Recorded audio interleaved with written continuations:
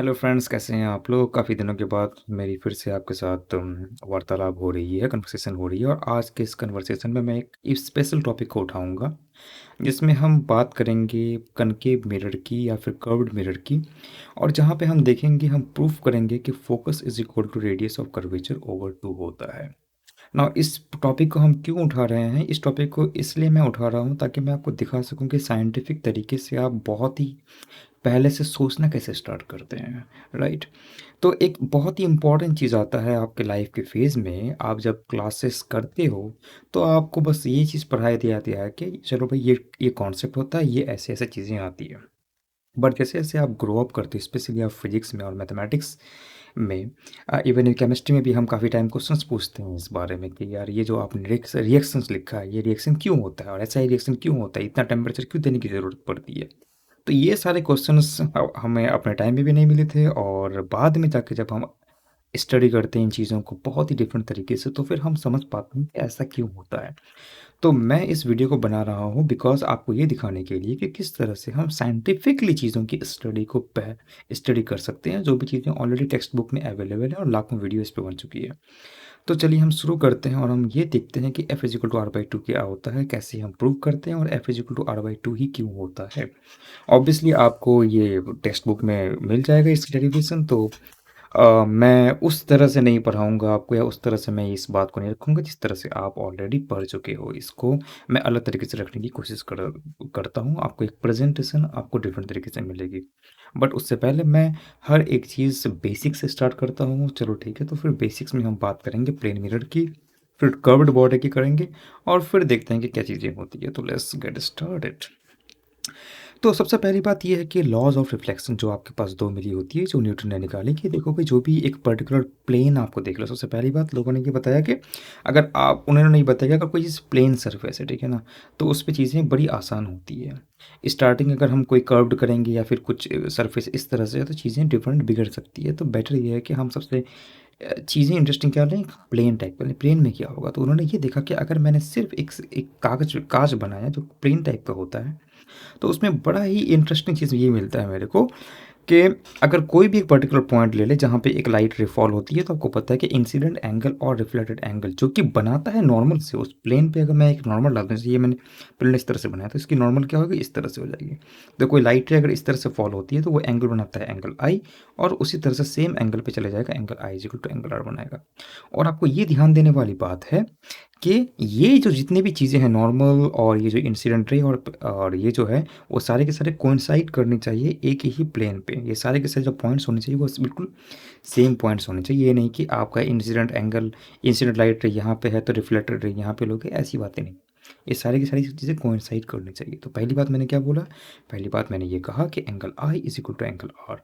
और ये एंगल आई कैसे बनाता है, जो इंसिडेंट रे होगा वो हमेशा नॉर्मल टू द प्लेन से एंगल आई बनाएगा। और सिमिलरली हम एंगल आर को मेजर कहाँ से करेंगे, वो एंगल आर को मेजर करेंगे जो भी नॉर्मल है उससे हम मेजर करेंगे, राइट। और ये सारी की सारी जो लाइट रे फॉल होनी चाहिए, और जो मैंने हाइपोथेटिकल लाइन बनाया है जिसे कहते हैं नॉर्मल, वो पर्टिकुलर पॉइंट पे होना चाहिए। अब ऐसा क्यों है, ऐसा इसलिए है। और क्यों मैंने कहा कि ये प्लेन पहले रहना बहुत इंपॉर्टेंट है। मान लो कि कुछ एक मिरर मैंने इस तरह से ऊपर कवर लिया, ठीक है। तो आप जानते हो कि अगर मैं इसको डिवाइड करूँगा छोटे-छोटे सेक्शन में, तो मुझे क्या मिलेगा, इस वाले को छोटे-छोटे सेक्शन में करूँगा, तो मुझे एक प्लेन मिरर बनता हुआ दिखेगा। तो एक प्लेन मिरर यहाँ पे, एक प्लेन मिरर यहाँ पे है, फिर यहाँ पे, यहाँ पे। तो each and every section I can divide it into many n number of plane mirrors. तो अगर मैंने ये पॉइंट अगर चूज़ कर लिया, इस पर्टिकुलर पॉइंट पे अगर मैंने ये चूज़ कर लिया यहाँ पे, तो यहाँ पे लाइट रे फॉलो करेगी, यहाँ पे ये चला जाएगा, और यहाँ पे मैंने नॉर्मल बना दिया। सिमिलरली अगर मैंने ये सेक्शन लिया है, तो यहाँ पे लाइट रे इस तरह से फॉलो करेगी, इस तरह से निकल जाएगी, राइट। और यहाँ पे मैं एक नॉर्मल ड्रॉ कर सकता हूँ। सिमिलरली ये एक मुझे प्लेन मिला, तो यहाँ पे लाइट अगर फॉल कर रही है, तो यहाँ पे ऊपर चली जाएगी। अब देखें कि ये जो एप्लीकेशन कहाँ पे आती है, ये एप्लीकेशन बहुत ज़्यादा रिफ्लेक्टर में आप देखोगे, राइट। जितने भी रिफ्लेक्टर बनाते हैं आपके रोड में जाओगे, रोड में चारों तरफ क्या होती है, एक कांच का एक टाइप का लगा हुआ होता है और उसमें बहुत सारे इस तरह से जिग जैग मिरर्स लगाए होते हैं। तो जैसे ही आपकी लाइट रात के टाइम में जैसे ही आपकी लाइट की जो रोशनी है उस पे वो फॉल करती है, तो वहाँ पे क्या होगा, मल्टीपल रिफ्लेक्शंस होते हैं। ऐसे इंसिडेंट लाइट ले, बिकॉज इनकी ज्योमेट्री डिफरेंट होती है, ज्योमेट्री डिफरेंट होने की वजह से ये जो रिफ्लेक्टेड होगा वो अलग तरीके से होगी। तो इस तरह से आपको क्या मिलता है, एक लगता है कि कुछ ना कुछ वहाँ पे चल रहा है बट है कुछ नहीं। तो एक जिगजैग टाइप का फॉर्म होता है। तो मैंने ही कहा कि जितने भी जिगजैग टाइप के सिनारियो है उसको आप क्या कर सकते हैं, छोटे छोटे प्लेन मिरर में डिवाइड कर सकते हो और वहाँ से आपको एक अंदाज़ा मिल जाता है कि किस तरह से चीज़ें होती है। तो इन नटसेल अगर मैं एक बड़े पिक्चर की तरफ देखूँ तो बड़े पिक्चर में क्या होता है कि जो भी चीज़ें हमारी ट्रू है प्लेन मिरर पे, तो उसको हम किसी भी चीज़ों पे अप्लाई कर सकते हैं बाय कंसीडरिंग एन अप्रॉक्सीमेशन के हर एक चीज़ को हम छोटे छोटे प्लेन मिरर में डिवाइड कर सकते हैं। तो इसीलिए ये जो लॉ बना है वो काफ़ी वाइड वैरायटी पे लॉ बना है और इसकी वजह से हम डिफरेंट डिफरेंट एक्सपेक्ट की स्टडी कर सकते हैं बिना किसी पर्टिकुलर और लॉज को बनाए। क्योंकि लोग सोच सकते हैं ना कि अच्छा, न्यूटन ने सिर्फ 2 ही लॉ क्यों दिया? 2 के अलावा क्यों तीसरा लॉ क्यों नहीं दिया? क्या होगा अगर मेरी सरफेसेस डिफरेंट होगी? तो आप जितनी भी सरफेस बना सकते हो, हर एक सरफेस को हम प्लेन मिरर में अप्रॉक्सीमेट कर सकते हैं। जब ये अप्रॉक्सीमेट कर सकते हैं तो हमें दूसरे और लॉज़ की ज़रूरत नहीं होती है।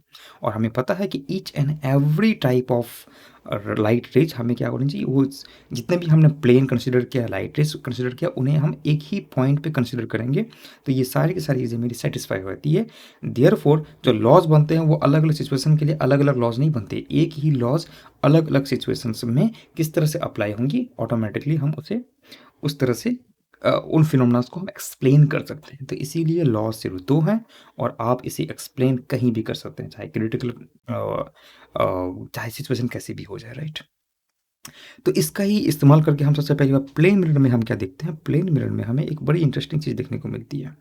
वो ये देखने को मिलती है कि अगर एक बंदा खड़ा है प्लेन मिरर के सामने डी डिस्टेंस पे, तो इंसिडेंट लाइट वहाँ जाती है और उससे फिर टकराने के बाद वापस क्या होता है, उसी तरफ चली जाएगी और नॉर्मल से वो कितना एंगल बनाएगा, वो 0 डिग्री का एंगल बनाएगा।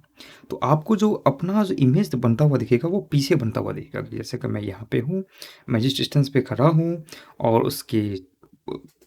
उसके अंदर या फिर मैं उसके अंदर बनता हुआ क्या होगा, हमें प्रतीत होता है। इसी इसलिए हम क्या करते हैं, इसकी जो नेचर होगी वो कैसी होगी, वो वर्चुअल टाइप की होगी, बिकॉज हम उसे पकड़ नहीं सकते हैं, उसे हम ऐसा नहीं कर सकते हैं कि अच्छा वो अंदर कोई है, right? So it appears there is nothing real. So ये बिहाइंड द मिरर बनेगा, एक वर्चुअल बनेगा, राइट? तो ये सिंपल सा कॉन्सेप्ट आता है प्लेन मिरर पे।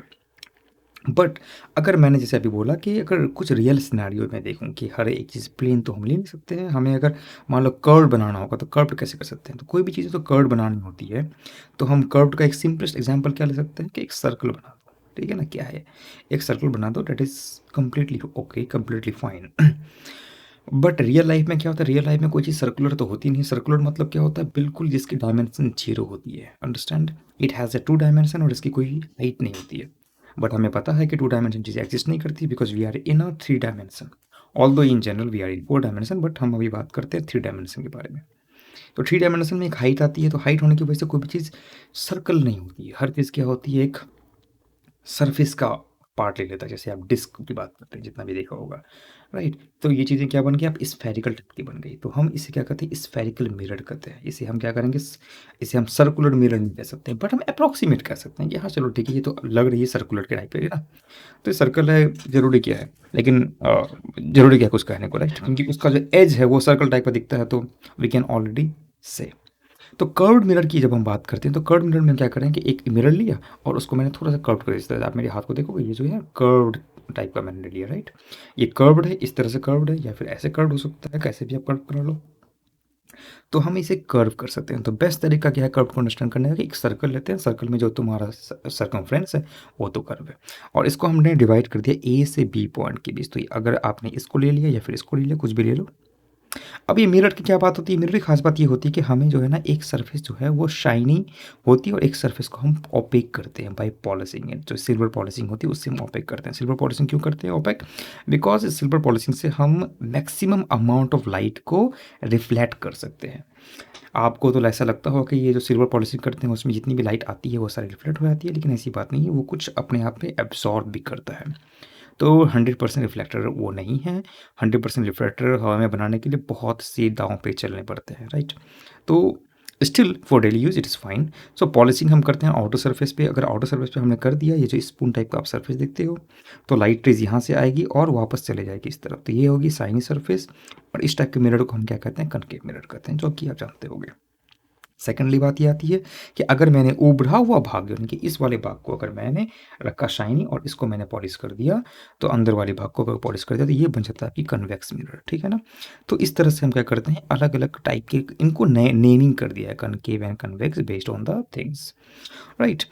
तो नाम इंपॉर्टेंट नहीं है। The thing that is important is that what you are doing. तो पॉलिशिंग के बेसिस पे हम क्या करते हैं, इन कर्व्ड मिरर को डिवाइड करते हैं। उसके अलावा हमारे पास बहुत सारे और एग्जांपल्स हैं कि यहाँ पे एक आप मिरर लगा दो तो इनमें बहुत सारी कॉम्बिनेशन आ जाती है, plano convex mirror, plano concave mirror, right? तो आप इसे अलग अलग ज्योमेट्री के साथ एम्बेड कर सकते हैं। तो इस वाले जो मैंने कर्व लिया, इसको और आपने क्या कर लिया, एक और प्लेन मिरर यहाँ से एम्बेड कर लिया, तो ये आपका होगा प्लेनो कनकेव मिरर। यहाँ पे क्या हो जाएगा, ये प्लेनो कन्वेक्स मिरर, राइट? तो ये चीज़ें हम ज्योमेट्रिकली देखते हैं, हम सोचते हैं कि हम क्या इसमें चीज़ों को चेंज कर सकते हैं, right? Just the way we are you know playing something. तो इस तरह से हम अलग अलग कन्फिग्रेशन बना सकते हैं। तो ये प्योर ज्योमेट्री है। जब हम बात करते हैं कर्व की बात, जब हमने कर्व कर दिया, तो मैंने क्या कहा कि जो कर्व आती है वो कहाँ से आती है? सर्कल से। तो सर्कल क्या है? एक ज्योमेट्रिक ऑब्जेक्ट है, यानी जो भी स्फेरिकल है, क्या है? ज्योमेट्रिक ऑब्जेक्ट है। अब जब कोई लाइन है या फिर कोई लाइट रे जो उस पर फॉल करेगा, तो वो किससे लिंक हो जाएगा? एक ज्योमेट्री से लिंक हो जाएगा। तो अब ज्योमेट्री की बात करते हैं, तो ज्योमेट्री हम किससे समझना है? ज्योमेट्री हमें समझना है या तो स्फेयर की या फिर सर्कल की समझते हैं।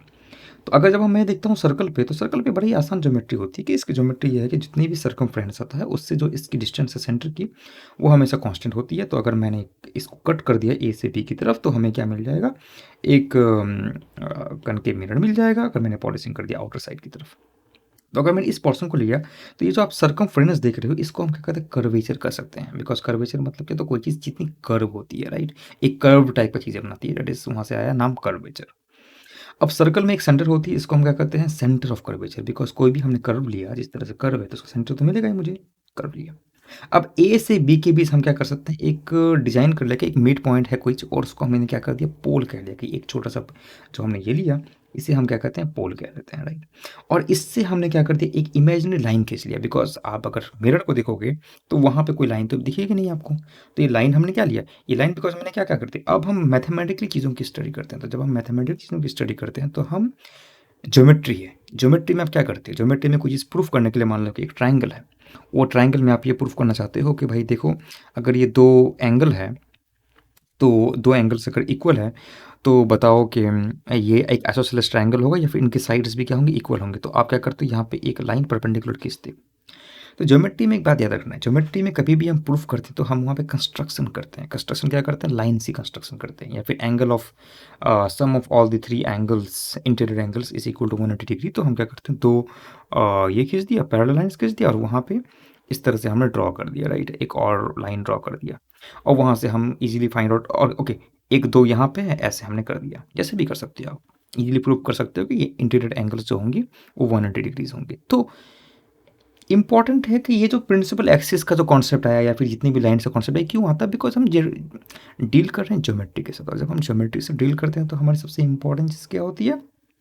Construction, right? तो हमेशा इस बात को याद रखना, ये जो कंस्ट्रक्शन होती है, जो इमेजिनरी लाइन्स हम बोलते रहते हैं, ये क्यों होता है? बिकॉज हम डील करते हैं ज्योमेट्री के साथ, और ज्योमेट्री में कुछ भी प्रूफ करने के लिए हमें क्या चाहिए होता है? कंस्ट्रक्शन। बिना कंस्ट्रक्शन के आप प्रूफ नहीं कर सकते हो, ऑलराइट? तो जहाँ भी ज्योमेट्री है, मैथमेटिक्स में आप डील कर रहे हो, वहाँ पे हमें क्या ड्रॉ करनी है?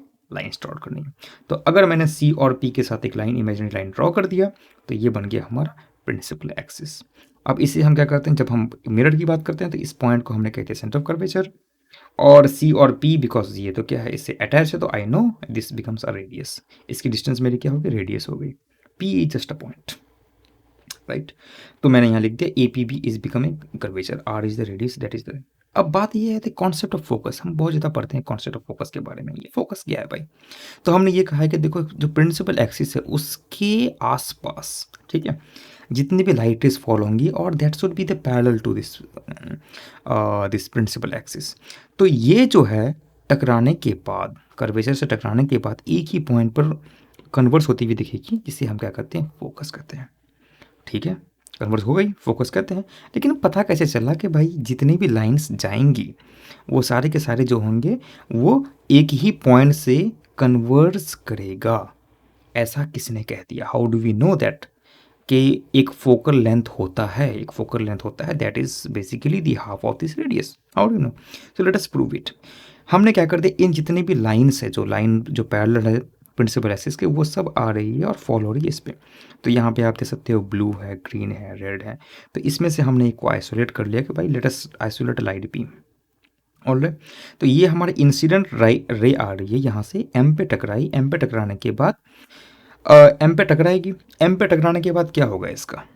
वेल, एम पे टकराने को, चलो मैं आपको दिखाता हूँ कि मैं कैसे इसको प्रूफ करूँगा। तो अगर मैंने ये कहा कि ये मेरा कनकेव मिरर है, यहाँ पे मेरी पी हो गई, पॉइंट हो गई सी। तो अगर मैंने यहाँ से एक लाइन गुजारा तो ये लाइन के साथ अब क्या होगा? अब मैंने पढ़ा है ऑलरेडी कि कोई भी मिरर है तो वहाँ पे मुझे क्या करना पड़ेगा, एक सेक्शन डिवाइड कर लेते हैं हम, ठीक है ना। सेक्शन डिवाइड ये कर लेते हैं कि यहाँ तो मैं एक स्ट्रेट लाइन मिलेगा मुझे, तो स्ट्रेट लाइन मिलेगा तो ऑब्वियसली इस पे क्या होगा, कोई इंसिडेंट लाइट रे आएगी तो फिर इसमें न्यूटन्स का लॉ काम करेगा, क्योंकि हम डिवाइड कर सकते हैं इसको छोटे छोटे पीसेस ऑफ प्लेन कर्व के प्लेन में, बट है तो ये कर्व। अब ये बताना है कि इसमें जो है वो नॉर्मल क्या होगा, इसकी जो नॉर्मल क्या होगी वो क्या होगी। तो जब अगर हम सर्कल ड्रॉ करते हैं तो सर्कल ड्रॉ करने में क्या होता है कि जो भी एक लाइन है जो इस सरकमफ्रेंस से होता हुआ सेंटर की तरफ जाएगा, और इसी पॉइंट पे जो सरकमफ्रेंस पे, उस पर अगर मैं एक टेंजेंट खींचता हूँ तो क्या होगा, हमेशा परपेंडिकुलर। यहाँ से भी अगर मैं खींचती, यहाँ से भी खींचता हूँ, तो जो भी पॉइंट यहाँ पे, जो भी पॉइंट पे यहाँ कट करेगा और वो जाना चाहिए किस पे, सेंटर पे, तो वो हमेशा परपेंडिकुलर होता है। तो अब ये तो मेरा कर्व हो गया, मुझे जानना चाहिए कि इसकी जो इन इफेक्टिव इसका नॉर्मल क्या होगा। तो नॉर्मल होगा जो लाइन पास होगा सेंटर ऑफ कर्वेचर से। तो ये एंगल जो बनाएगा वो क्या बनाएगा, एंगल आई बन जाएगा। अब मुझे पता है बिकॉज मैंने स्पेलर मिरर में बांट दिया है, तो जितना एंगल आई होगा उतना एंगल आर होगा। ये छोटा सा एंगल है तो यहाँ से गुजरता हुआ एंगल आर मिलेगा। Angle I is equal to angle r होना चाहिए। अब नाउ ये एंगल आर ऐसा तो होगा नहीं, राइट, ऐसा तो हो नहीं सकता है। तो जो भी है वो इसी तरह का, बिकॉज ये एंगल छोटा है आले कंपेयर में, तो ये ऑब्वियस सी बात है कि ये प्रिंसिपल एक्सिस को कट करेगा। अब ये कट के लेटेस्ट से पॉइंट ए पे। अब तुमने ये बोल लिया कि ये कट करेगा ए पे, ठीक है। अब एक बच्चा ये आया तो ये बताओ, ये क्वेश्चन पूछा कि सर अगर मैंने एक लाइन यहाँ ड्रॉ कर दिया, ठीक है, एक लाइन यहाँ ड्रॉ कर दिया, तो यहाँ से मुझे मिल जाएगा सी, यहाँ से मुझे मिल जाएगा एंगल आई, ये भी है, राइट। तो ये जो है एंगल आई और एंगल आर, तो यहाँ से जाने के बाद ये तो यहाँ से आएगा, फिर ये एंगल आर बनना चाहिए। तो इस लाइन के लिए एक एक्स्ट्रा पॉइंट मिल जाएगा मुझे, एंगल पी। तो मैं बोलूँगा बिल्कुल सही बात है। तो ये इसका मतलब ये हुआ कि अलग अलग लाइट रेज के लिए A1 B1 B2 B3 B4 बनेगा। तो इसकी क्या है, कोई यूनिकनेस तो बची नहीं। मैं बोलूँगा यस, इसकी कोई यूनिकनेस तो बची नहीं। तो हम कैसे पता करेंगे कि ए और बी कोई अलग अलग A1 B1 B2 C2 अलग अलग लाइट रेज के लिए अलग अलग पॉइंट नहीं हो सकता, बस एक ही पॉइंट हो सकता है। मैंने कहा चलो फिर ठीक है, फाइंड आउट करते हैं।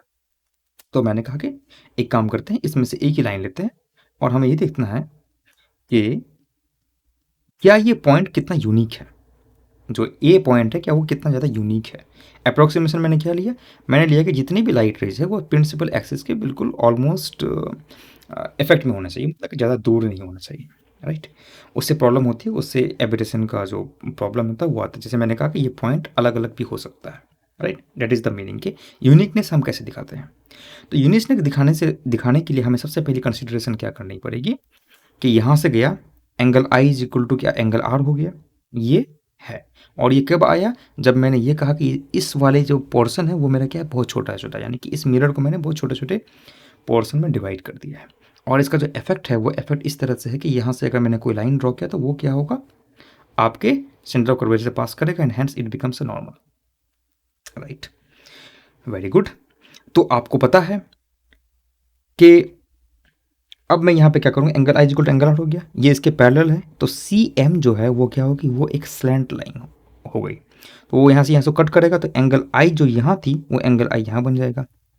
अब आपको दिख रहा होगा कि यहाँ पे एक हमारा ट्राइंगल फॉर्म होता हुआ मिला। तो C A M now become a triangle. इस ट्राइंगल में क्या होगा, एंगल जो सी है, एंगल जो सी बन रहा है वो मेरा आई बन रहा है और एंगल ये एम आर बन रहा है। Now since angle I is equal to angle r हुआ तो इनके सामने वाली जो साइड है वो इक्वल होंगी। इट मीन्स कि सी ए और ए एम क्या हो गई, इक्वल हो गई। अब इक्वल हो गई, आइसोसेलेस ट्राइंगल बन गया। तो सी ए और ए एम इक्वल हो गया। तो सी ए और कहाँ मैंने कुछ लिखा, यस, सी ए और ए एम क्या बन गई, इक्वल बन गई। नाउ द प्रॉब्लम इज के सी ए मेरा क्या है और ए एम क्या होगा, बिकॉज ये तो मैंने डिफाइन नहीं किया ना कि सी ए और ए एम क्या है। तो अब मुझे फाइंड आउट करना पड़ेगा। तो फाइंड आउट करने के लिए मैं क्या करूँगा कि मैंने यहाँ पे ये ड्रॉ किया सी ए एम, राइट। तो आपका ये बन गया सी ए। मैंने ये काम किया, मैंने ये कहा कि देखो भाई, अगर मैंने एक ट्राइंगल लिया, let's say C P M, ये ट्राइंगल तो नहीं, ये इस तरह का बनेगा आपको, ये बन गया सी, ये बन गया पी, ये बन गया एम। एंगल अगर ये छोटा बहुत ज़्यादा है तो ये मेरा क्या बन जाएगा, एक कर्वेचर है, कर्वेचर टाइप का बन गया। तो इसके लिए अगर ये बहुत बड़ा नहीं मैंने लेता हूँ क्योंकि मैंने अप्रोक्सीमेशन ऑलरेडी ले रखा है, तो इसके लिए अगर ये है तो मेरा मैं बन जाऊँगा theta is equal to l by r. अब ये थीटा कौन सा हो गया, ये जो थीटा है ये एंगल आई हो गया, बिकॉज मैं ले रहा हूँ सी एम पी, राइट। कुछ परपेंडिकुलर मैं ड्रॉ नहीं कर रहा हूँ कहीं पे भी। एंगल आई बन गया तो angle I becomes this guy the curvature over this distance M P by C P, right. अब यहाँ पे एक और है ए, और यहाँ पे इसका एंगल मैंने मान लिया एक्स। अब इस एक्स के लिए भी क्या आएगा, यही कर्वेचर होगा, बट ये डिस्टेंस क्या हो जाएगा, ए पी हो जाएगा। ऑल राइट, ए पी बन गया। ऑल राइट, ये बन गया। अब मुझे पता है कि ये एम पी तो सेम हो जाएगा, तो मैं लिख सकता हूँ angle I times C P. But ये angle I M P is equal to हो गया मेरा R into I, because C P मेरा क्या हो गया, रेडियस ऑफ कर्वेचर है, आर इंटू आई हो गया। बट मुझे पता नहीं कि एंगल एक्स क्या होगा। Now we know that angle x क्या होगा, ये एक एक्सटीरियर एंगल है इस ट्राइंगल का, तो ये एक्सटीरियर एंगल क्या होगा, इस एंगल और इस एंगल के इक्वल हो जाएगा। तो हैंस ये अगर मेरा आई है और ये आर, ये दोनों इक्वल है, तो एंगल एक्स बराबर क्या हो जाएगा, ट्वाइस ऑफ एंगल आई, है कि नहीं। नाउ इसको मैं लिख सकता हूँ angle x is equal to twice of angle I M P by A P. M P is equal to क्या है, आर टाइम्स आई। अभी मैंने देखा यहाँ पे आर टाइम्स आई, मैंने यहाँ एंगल कैंसिल हो गया, तो ये क्या बन गया, r is equal to two into A P. R is equal to क्या हो गया, टू इंटू ए पी। तो आर इज इक्वल टू क्या, two into A P. But the problem इसके फिर सी ए क्या होगा, तो मैंने पता है कि C P is equal to मैं क्या लिख सकता हूँ, C P is equal to मैं लिखा हूँ सी ए प्लस ए पी। अभी मैंने ये नहीं बोला कि R is equal to A P है तो ये वाला ए पी और ए सी इक्वल हो जाएगा, नहीं, आई डोंट नो, राइट, मुझे नहीं पता। So R is equal to C A है, A P is equal to मैंने निकाल लिया, A P is equal to R by two है, तो C A is equal to क्या होगा, R minus R by two which is R by two. तो अब मेरा C A R by two हो गया, सी ए क्या है भाई, सी ए मेरा आर बाई टू हो गया, ए पी मेरा आर बाई टू हो गया, दोनों इक्वल हो गया। तो मेरा क्या निकल गया कि ये जो टोटल होगा वो ए पी का आधा हो जाएगा, ए पी का आधा, यानी कि ये दोनों जो सेक्शन है वो हमेशा इक्वल हो जाएगा। तो अब क्या बन गया, ए पॉइंट जो बन गया एक यूनिक पॉइंट बन गया। ये पॉइंट कैसा बन गया, एक यूनिक पॉइंट बन गया। तो ए पी को अगर मैंने ये मान लिया कि एफ है which is focal length, it becomes R by two. That is the scientific way to understand कि फोकल लेंथ जो होता है वो रेडियस ऑफ कर्वेचर का आधा होता है, राइट। तो इस तरह से हम चीज़ों को क्या करते हैं, देखते हैं कि इसकी ज़रूरत क्यों पड़ती है, कोई चीज़ की है, कोई चीज़ की ज़रूरत क्यों पड़ती है। लेकिन अगर ये दूर चला जाए और हमें फिर भी ये पता करना पड़े कि अच्छा भाई एंगल एक यूनिक पॉइंट होगा कि नहीं होगा, तो आप देख सकते हो कि यहाँ भी अगर आप लाइन ले लोगे और यहाँ हर एक कैलकुलेशन करोगे, बिकॉज हमने क्या एक पर्टिकुलर लाइन ले लिया, पर्टिकुलर क्या, उनमें से कोई भी एक जनरल लाइन ले लिया, उसके लिए ये ट्रू है। ट्रू कब है, जब ये जो प्रिंसिपल एक्सिस और ये जो लाइन है वो बिल्कुल आपस में रहे, तब ये ट्रू है। अगर ये आपस में नहीं रहे तब ट्रू नहीं होगा। और हमने ये भी कहा है कि ये जो मिरर है, इस मिरर को हमने छोटे छोटे प्लेन मिरर में डिवाइड किया है, और छोटे छोटे प्लेन मिरर में डिवाइड करने से हमें ये मिला है कि इससे जो भी मैंने पॉइंट लिया वो मेरा इफेक्टिव नॉर्मल हो गया इस पूरे के पूरे कर्व का। तो यहाँ से आया लाइट और यहाँ पे हमने मेजर कर लिया and then angle I becomes angle R. Alright, तो this is the way we need to understand this problem. But sometimes क्या होगा कि आपको ये पता नहीं चलेगा कि angle I is equal to angle R है भी, तो उस केस में हमें थोड़ा सा चीज़ों को फिगर आउट करना पड़ेगा। मान लो कि ये लाइन पूरी तरह से पैरेलल नहीं है। अगर ये पैरेलल नहीं है तो हम क्या कर सकते हैं कि चीज़ें हमारी निकल जाए। तो यहाँ पे मुझे एक एंगल मानना पड़ेगा और एंगल मानने के बाद फिर हम इसी चीज़ को फाइंड आउट कर सकते हैं कि ये क्या होगा। तो एक पर्टिकुलर अप्रॉक्सीमेशन निकलेगा, मान लो कि ये थीटा है, राइट, और ये पैरेलल नहीं है। जब ये पैरेलल नहीं है तब हमारे पास एक एंगल निकल जाएगा, वो एंगल होगा, वो जो रिलेशन निकलेगा उसमें कॉस थीटा आएगा। तो जब ये थीटा, जब ये चीज़ आपको पैरेलल आ जाएगा तो वो थीटा बिकम्स इक्वल टू 0 हो जाएगा जो भी है, और फिर आप ये कह सकते हो कि हाँ भाई ये जो F is equal to R by two है वो होल्ड करता है। तो मैं ये कह रहा हूँ कि F is equal to R by two always hold नहीं करेगा।